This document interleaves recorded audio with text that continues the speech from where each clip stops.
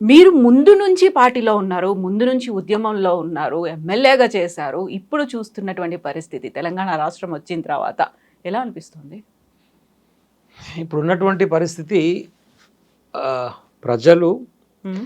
10 సంవత్సరాల కేసీఆర్ గారి పరిపాలనకు మించి రేవంత్ రెడ్డి అనబడేటువంటి వ్యక్తి ఏందేందో అడ్డగోలు హామీలిచ్చి 420 హామీలు, 420 హామీలిచ్చి 6 గ్యారంటీల పేరుతోని ప్రజలను మోసం చేసి అధికారంలోకి వచ్చిండు.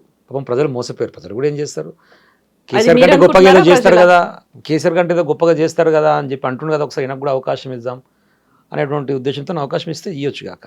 కానీ కానీ మోసం అన్నమాట. మీరు అనుకుంటున్నారా అదే ప్రజలా? నేనేమంటున్నానంటే ప్రజలు మోసపోయినారు అంటున్నాను. ఇప్పుడు కూడా ప్రజలను తప్పట్టడానికి లేదు. రియలైజ్ అయ్యారా? ప్రజలు రియలైజ్ అయ్యారా లేదనేటువంటిది ముందు ముందు తెలుస్తుంది. ఇప్పుడే చెప్పగలుగుతాం మళ్ళీ ఏదైనా ఎన్నికలు వచ్చేప్పుడు మళ్ళీ వచ్చే రిజల్ట్లను బట్టి మాట్లాడగలుగుతాం తప్ప హ్మ్. రియలైజ్ అయ్యారా లేదా అనేటువంటిది ఇప్పుడు చెప్పలేము. ఒకవేళ ఇప్పుడు రియలైజ్ అయినా కూడా వాళ్ళు చేసేది కూడా ఏం లేదు కదా. హ్మ్. ఇప్పుడు ఒకవేళ రియలైజ్ అయ్యారు అనుకోండి, రెఫరెండం పెట్టి రేవంత్ రెడ్డి గారిని పదవి దించేది లేదు కదా ఇప్పుడు. కాబట్టి దానికి వాళ్ళు రియలైజ్ అయ్యారా లేదా అనేటువంటిది పక్కన పెడితే ఈ 10 నెలల కాలంలో చేస్తున్నటువంటి కాంగ్రెస్ పార్టీ రేవంత్ రెడ్డి పరిపాలన మీద అసలు రేవంత్ రియలైజ్ అయ్యండా లేదా అనేటువంటిది టాపిక్ మనకి ఇక్కడ. ఇక్కడ రియలైజ్ కావాల్సింది పబ్లిక్ కాదు, రేవంత్ రియలైజ్ కావాలి. ఎందుకు అంటే నేను చెప్పినటువంటి హామీలను నెరవేరుస్తున్నానా లేదా, నేను ఏ దొంగ అబద్ధపు ప్రచారం చేసుకుని అయితే గట్టెక్కేసి కుర్చీ మీద కూర్చున్నానో మరి వాటిని నెరవేర్చడం కోసం అసలు నేనేం ప్రయత్నం చేస్తున్నా, దాంట్లో నేను ఎంతవరకు సఫలీకృతం అవుతున్నా, ప్రజల యొక్క మన్నాలను చూరగొనడం కోసం నేను ఏం చేయగలుగుతా అనేటువంటి రియలైజేషన్ రేవంత్కి అవసరం, ఇప్పుడు ప్రజలకు కాదు కావాల్సింది. కాబట్టి మనం అబ్జర్వ్ చేస్తే కనుక 10 నెలల కాలంలో వారు ఇచ్చినటువంటి ఏ హామీని కూడా నెరవేర్చలేదు. ఆయన రియలైజ్ అయ్యారా అని అనుకున్నప్పుడు గతంలో 16 పార్లమెంటు స్థానాల మీద బీఆర్ఎస్ పార్టీ ఫోకస్ పెట్టింది. అన్ని కాకపోతే కనీసం 14 అయినా గెలుచుకున్నటువంటి సిచ్యువేషన్ చూసాం. ఈసారి 0కి మాత్రమే పరిమితం అయింది అనుకుంటే ఆయన రియలైజ్ అయ్యారు, లేకుంటే ఆయన అనుకున్నటువంటి పథకాలు ఇచ్చినటువంటి హామీలలో కొంచెం ముందుకెళ్తున్నారు అనిపించలేదా ఆ రిజల్ట్ చూసిన లేదు. తర్వాత? ఎందుకంటే పార్లమెంట్ ఎన్నికలకు పర్టికులర్గా చూసినప్పుడు భారతదేశ వ్యాప్తంగా ఒకసారి పరిశీలించి చూడాలి. మొన్న జరిగినటువంటి యుద్ధం చాలా క్లియర్గా కనపడ్డది ఏంటంటే మోడీ యాంటీ మోడీ, లేదంటే మోడీ కాంగ్రెస్, పర్టికులర్ అంటే బీజేపీ కాంగ్రెస్, ఈ 2 కూటములతో కలిసి ఉన్న వాళ్ళు మాత్రమే గెలిచారు. ఎదరు కాంగ్రెస్ కూటమితోని కానీ లేదా బీజేపీ కూటమితో కానీ. మనం ఈ 2 కూటములతో కలిసే ప్రసక్తి, అవకాశము, అవసరము ఇక్కడ తెలంగాణలో లేదు. సమదూరం అన్నారు కదా. సమదూరం 100% అది కరెక్టే.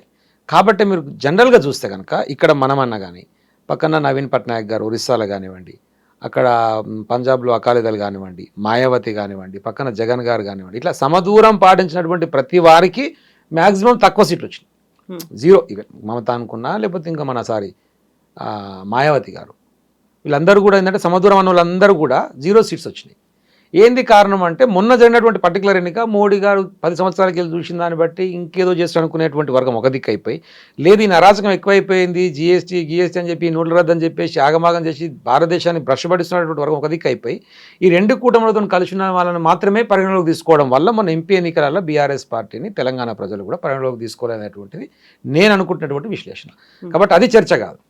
బట్ దాని తర్వాత జరగాల్సినటువంటి ఏదైతే పనులు జరగాల్సి ఉండను, మీరు ఉరికి తెచ్చుకోండి నేను వెంటనే మాఫీ చేస్తాను, మాఫీ జరగలేదు. ఎందుకంటే వాళ్ళు చెప్తున్నది, మనం చెప్పిన స్టేట్మెంట్ కాదు. మొత్తం అయిపోయింది 15 ఆగస్టు నాడు అని చెప్పి ముఖ్యమంత్రి అంటాడు. వాళ్ళ పొంగులేటే ప్రెస్ మీట్ పెట్టి లేదు 17 లక్షల మందికి అయిందంటాడు. వాళ్ళ బట్టి విక్రవర్గం పెట్టి మీకేం తెలుసా లెక్కలు నాకా ఉన్నాయి, ఫైనాన్స్ మంత్రి నేను, అసలు మొత్తం రిలీజ్ చేయాల్సినటువంటిది ఇన్ని వేల కోట్లు అయితే గిన్ని వేల కోట్లు రిలీజ్ చేసినా మొత్తం ఎట్లయితే అని చెప్పేసి వాళ్ళే కాంట్రడిక్షన్ స్టేట్మెంట్స్, ఒక క్యాబినెట్లో పనిచేసేటువంటి వాళ్ళకే శృతులు లేవంటే మనం దాన్ని బట్టి అర్థం చేసుకోవచ్చు. ప్రధానమైనటువంటిది రుణమాఫీ. పోనీ ఆసరా పెన్షన్లు ఇస్తున్నావా, నువ్వు అన్నావు 2000 నుంచి 4000 చేస్తాను, 4000 చేయకపోగా ఇవ్వాల్సినటువంటి 2000 కూడా 2 నెలలకి పెండింగ్ ఉంది. రైతు బంధు అని చెప్పి కేసీఆర్ గారు ప్రవేశపెట్టి ప్రపంచంలో మొదటిసారి రైతుకు పెట్టుబడి సాయం కింద ఒక వినూత్నమైనటువంటి పథకాన్ని ఆలోచన చేస్తే అది మొదట ఇచ్చినటువంటి ఎకరానికి 4000 ఒక పంట నుంచి తర్వాత 5000 చేసి 10,000 ఇస్తుంటే నేను 15,000 ఇస్తా అన్నాడు. ఆ 10,000 కూడా దిక్కులు దాదాపు 10 నెలలు అంటే 2 పంటలు వచ్చినట్టే కదా. 2 సార్లు ఒకసారి కూడా ఇప్పటివరకు ఇచ్చినటువంటి పరిస్థితి. ఎలక్షన్స్ అప్పుడు ఒకసారి ఇచ్చి ఇప్పుడు 2వ పెట్టుబడి అయిపోతుంది, పంటల బండి కోతకు వస్తున్నాయి, ఇప్పటికి పెట్టుబడి సాయం చేసేటువంటి పరిస్థితి లేదు. ఆయన ఇచ్చేటువంటి మాటలనే పట్టించుకునే పరిస్థితి లేకుంటున్నది. దళిత బంధు 10 లక్షలు ఇస్తామంటే మేము 12 లక్షలు ఇస్తామని చెప్పిండు. గోర్లు చేప పిల్లలు ఇక మిగతా అన్నీ పోయినాయి. మళ్ళీ రెసిడెన్షియల్ స్కూల్స్ పెట్టి బాగా చేద్దాం కదా అని చెప్పేసి అంటే ఆయన నిన్న మన విద్యా కమిషన్ ఆయన రెసిడెన్షియల్ స్కూల్స్ తీసేస్తామంటాడు. అంటే ఒక్కటి కూడా స్పష్టత లేకుండా ఇష్టం వచ్చినట్టుగా అడ్డగోలు హామీలు ఇచ్చి మేము అధికారంలోకి వచ్చేదా సచ్చేదా తర్వాత చూసుకుందాం అన్నట్టుగా ఇచ్చిర్రు. ఇప్పుడు వాటిని నెరవేర్చాలంటే అసలు ఏ రకమైనటువంటి సమీక్షలు కానీ దీన్ని ఇలాంటి ప్రయత్నం కానీ చేసేటువంటి పరిస్థితి రేవంత్ రెడ్డి గారి దగ్గర కనపడట్లేదు.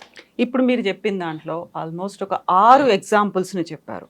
పెన్షన్లు కావచ్చు, రైతు మాఫీ, రైతు బంధు, వీటన్నిటికీ సంబంధించి మీరు చెప్పిన తర్వాత పోరాటం చేయాల్సింది ఎవరని మీరు అనుకుంటారు? అక్కడ జరగట్లేదు, హామీలు ఇచ్చారు, అటు ప్రజలంతటా ప్రజలు చేయాలా, ప్రతిపక్షంగా జనరల్గా ఏముంటుందంటే ఎప్పుడైనా సరే కొత్త ప్రభుత్వం ఏర్పాటైనప్పుడు వారు చెప్పడం నెల రోజులన్నా, వారు చెప్పడం 100 రోజులన్నా, వారు చెప్పడం 4 నెలలన్నా కూడా మనం ఒక 1 ఇయర్ అనే టైం ఇవ్వాలి. సరే వాళ్ళు కుదురుకోవాలి, డిపార్ట్మెంట్స్ కుదురుకోవాలి, అండర్స్టాండింగ్ రావాలి, గవర్నమెంట్కి ఉండేటువంటి రిసోర్సెస్ ఏంది, ఖర్చు ఏంది, అదంతా అవగాహన రావాలి. ప్రాబ్లం ఏంటంటే ఇక్కడ మీకు అర్థం కావడం కోసం చెప్తా. రేవంత్ గారికి సంబంధించినటువంటి ప్రధానమైన సమస్య ఏంటంటే ఆయన పాపం ఫస్ట్ ఎమ్మెల్సీ, తర్వాత 2 సార్లు ఎమ్మెల్యే, ఎంపీ, మళ్ళీ ఇప్పుడు ఎమ్మెల్యే, 3 సార్లు ఎమ్మెల్యే అయ్యాడు. ఈ మొత్తం టెన్యూర్ కూడా ఎప్పుడు అధికార పక్షంలో పనిచేయలేం. ఆయన చూస్తే నాకు బాధ అనిపిస్తుంది. ఎందుకంటే అధికార పక్షంలో పని చేయకపోవడం వల్ల అధికారంలో ఉన్నప్పుడు చేయాల్సినటువంటి అడ్మినిస్ట్రేషన్ మీద అవగాహన లేదు. ముఖ్యమంత్రి అయ్యారు కదా మరి. అదే కదా నేను అనేది. ముఖ్యమంత్రి కావచ్చు, ప్రజాస్వామ్యంలో ఎవరైనా కావచ్చు, అది ఇష్యూ కాదు. అంతకుముందుకి ఇప్పుడు నేను ఒక 2 సార్లు ఎమ్మెల్యేగా ఉండి జగదీష్ రెడ్డి గారితోనో, కేటీఆర్ గారితోనో, కేసీఆర్ గారితోనో, హరీష్ రావు గారితో ఇట్లా రివ్యూస్ జరిగినప్పుడు అలా కూర్చున్నప్పుడు కొద్దిగా మాకు ఒక ఐడియా వచ్చింది. ఓహో, రివ్యూ డిపార్ట్మెంట్ ఇట్లా ఉంటుంది, ఫండింగ్ ఇట్లా ఉంటుంది, సెంట్రల్ గవర్నమెంట్ ఫండింగ్ ఇట్లా ఉంటుంది, దీంట్లో నుంచి వస్తే ఇట్లా ఖర్చు పెడతాను, ఒక అవగాహన. ఇట్లాంటి అవగాహన ఆయనకు ఎప్పుడు రాలేదు. ఎందుకంటే ఎప్పుడు ప్రతిపక్షంలో పనిచేసిండు, ఆ ప్రతిపక్షంలో ఎప్పుడు బ్లాక్మెయిల్గానే పనిచేసిండు. ప్రభుత్వపరమైనటువంటి అంశాల మీద మాట్లాడిన దానికంటే వ్యక్తిగతమైన అంశాల మీద మాట్లాడి బ్లాక్మెయిలింగ్ చేసి ఆయన నేర్చుకోగలిగింది, కానీ అడ్మిషన్ నేర్చుకోవాలి. సో అడ్మిషన్ రాదు అనే సంగతి ఆయనకు అర్థం కావట్లేదు. ఎమ్మెల్యేగా ఉన్నప్పుడు కూడా ఆయన ఇలాంటి రివ్యూ మీటింగ్లు కావచ్చు, జరగాల్సినటువంటి చేయాల్సిన పోరాటాల్లో అసలు చూడండి, మీరు ఎక్కడ ఉంటే చూపించండి, మీ దగ్గర ఉంటే. నాకు అవగాహన నేను చెప్తున్నా, మీరు ఒకసారి అబ్జర్వ్ చేయండి, ఎక్కడ కనపడేమో ఉండదు. దానివల్ల ఏమైందంటే అడ్మినిస్ట్రేషన్ మీద ఐడియా రావట్లేదు. రానప్పుడు అందరికి రావాలనుకుని అంటలేరు, బట్ నేర్చుకునేటువంటి తాపత్రయం, తెలుసుకునేటువంటి తాపత్రయం, తెలిసిన వాళ్ళని పిలుచుకొని మాట్లాడుకునేటువంటి తాపత్రయం ఉండాలి కదా. దాని మీద లేదు వాళ్ళ కాన్సన్ట్రేషన్. మరి రైతు బంధు మాట చెప్పినా కానీ దానికి మనం ఏం చేయొచ్చు, ఆసరా పెంచిన ఒక మాట చెప్పినా కానీ ఏం చేయొచ్చు, ఇందులో విద్యా పాలసీ అన్నాం దానికి ఏం చేయొచ్చు, స్పోర్ట్స్ పాలసీ అన్నాం దానికి ఏం చేయొచ్చు, ఇండస్ట్రియల్ పాలసీ అన్నాం దానికి ఏం చేయొచ్చు. చేసిర్రా? నేను సింపుల్ ఒకటి చెప్తా కవిత, ఎందుకు అడ్మినిస్ట్రేషన్ ల్యాబ్స్ ఉందంటున్నానంటే మొన్న వరదలు వచ్చినాయి మనకి. వరదలు వచ్చినాయి అనేటువంటి విషయం ఒక 2-3 రోజుల ముందే వాతావరణ శాఖ హెచ్చరించింది, వరదలు వచ్చే అవకాశం ఉంది అని చెప్పేసి. అయినప్పుడు ఎంత పనికిరాని అడ్మినిస్ట్రేటర్ అయినా జనరల్గా రివ్యూ పెట్టి వర్షాలు వస్తాయంటారే, కలెక్టర్ అందరిని అప్రమత్తం చేయండి, ఎక్కడెక్కడ ఇబ్బందులు చూసుకోమనండి, కొంచెం అలర్ట్గా ఉండమని అని చెప్తారు. జనరల్ రివ్యూ చేసిండా? చేయలేదు. చేయకపోగా ఇంకా దరిద్రం ఏంటంటే ఆ డిజాస్టర్ మేనేజ్మెంట్ సెక్రటరీ ఇంతకుముందుకు హరీష్ గారు రంగారెడ్డి కలెక్టర్ కింద చేసారు కదా, వారు ఉండే 2 రోజుల ముందు జమ్మూ కాశ్మీర్లో ఎన్నికలు అవుతున్నాయని చెప్పేసి మన స్టేట్ నుంచి కూడా కొంతమంది ఐఏఎస్ పోతారు కదా అబ్జర్వర్స్గా, హరీష్ గారిని పంపించారు జమ్మూ కాశ్మీర్కి. ఆయన పోయి అప్పటికి చెప్పిండు, ఇట్లా వర్షాలు వస్తాయని చెప్పేసి అంటున్నారు, నా డిపార్ట్మెంట్ నేను రేపు ఉండాల్సి వస్తుంది అని సిఎస్ గారికి, ముఖ్యమంత్రి గారికి ఇన్ఫర్మేషన్ పోయింది.